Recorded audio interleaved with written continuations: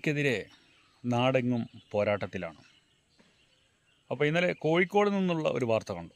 ഇരിങ്ങാടൻ പള്ളി പരിസരത്ത് കുറേ കടകൾ യുവജന സംഘടനയുടെ നേതൃത്വത്തിൽ അടിച്ചു തകർത്തു എന്നാണ് മനസ്സിലാക്കാൻ കഴിയുന്നത്. ഇങ്ങനെ കടകൾ തകർക്കുന്നതിനോട് നമുക്ക് യോജിപ്പില്ല. പക്ഷേ